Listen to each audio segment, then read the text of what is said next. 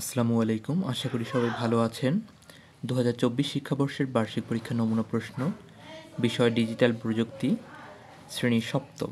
আমরা এখন এটা সলভ করব। আশা করি এখান থেকে কিছু কমন পড়বে। প্রথম প্রশ্নটা হচ্ছে, মেধা, মনন, বুদ্ধি, সৃজনশীলতা ব্যবহার করে কোনো কিছু তৈরি করাকে কী ধরনের সম্পদ বলে? এটাকে বুদ্ধিভিত্তিক সম্পদ বলে। পরের প্রশ্নে, একটি বুদ্ধিভিত্তিক সম্পদকে অন্য একটি বুদ্ধিভিত্তিক সম্পদ থেকে কিভাবে পৃথক করা যায়? এটা হচ্ছে স্বতন্ত্র লোগো। 3 নাম্বার, নাগরিক সেবা ডিজিটাল মাধ্যম ব্যবহারের উদ্দেশ্য কোনটি? 3 নাম্বার হচ্ছে সেবা প্রাপ্তি সহজ করা। 4 নাম্বার প্রশ্ন, ই কমার্সের জন্য কোনটি অবশ্যই প্রয়োজন? 4 নাম্বারের প্রশ্নের উত্তর হচ্ছে ক্রেতা বিক্রেতা উভয়ের ডিজিটাল মাধ্যম ব্যবহারের সক্ষমতা। এরপরে আমরা একটি অনুচ্ছেদ দেখতে পাবো। অনুচ্ছেদ থেকে আমাদের 5 ও 6 নং প্রশ্নের উত্তর দিতে হবে। মিসেস সোহিলি একজন চাকুরিজীবী। চলতি মাসের গ্যাস বিল প্রদানের শেষ তারিখ আজ। ব্যস্ততার কারণে তিনি গ্যাস বিল পরিশোধ করতে ভুলে গেছেন। আজ অফিসে বিষয়টি মনে হওয়ায় তিনি ইন্টারনেট ব্যবহার করে তার মোবাইলের একটি অ্যাপসের মাধ্যমে গ্যাস বিল পরিশোধ করেন। আচ্ছা, তো 5 নম্বর হচ্ছে, মিসেস সোহিলি কোন মাধ্যম ব্যবহার করে গ্যাস বিল পরিশোধ করলেন? 5 নম্বর হচ্ছে ডিজিটাল মাধ্যম।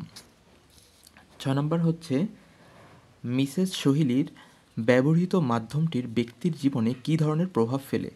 সময় ও অর্থ সাশ্রয় করে। আচ্ছা, তো আমরা পরবর্তী প্রশ্ন 7 নম্বরে চলে যাই। ইমেল লিখে না পাঠিয়ে জমা রাখা যায় কোন অপশনে? এটা হচ্ছে ড্রাফট অপশনে। 8 নাম্বার, ইমেইলের সাথে ছবি পাঠাতে চাইলে কোন অপশনে ক্লিক করতে হয়? এটা হচ্ছে ইনসার্ট অপশনে।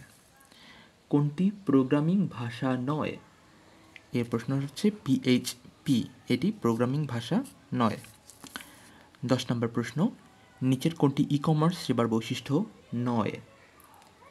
এটা হচ্ছে ব্যয়বহুল প্রক্রিয়া। 11 নম্বর, বিদ্যালয়ের প্রধান শিক্ষকের নিকট হতে অগ্রিম ছুটি নিতে কী করব?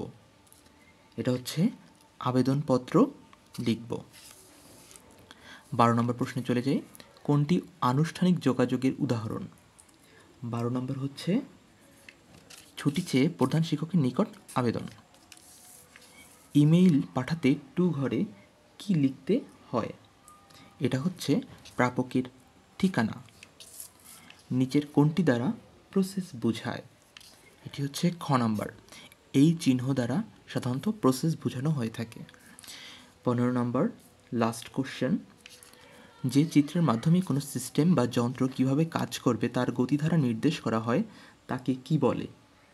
15 নাম্বার হচ্ছে খ ফ্লোচার্ট। ফ্লোচার্টের আরেকটা নাম হচ্ছে প্রবাহচিত্র বা প্রবাহচিত্র। প্রবাহচিত্র।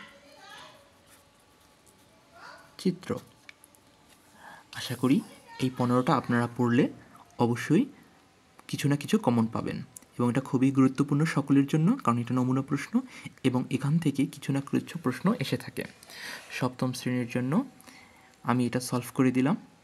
পরবর্তীতে কোনো কোশ্চেন লাগলে অবশ্যই কমেন্ট বক্সে লিখবেন, এবং অবশ্যই সাবস্ক্রাইব এবং লাইক করতে ভুলবেন না।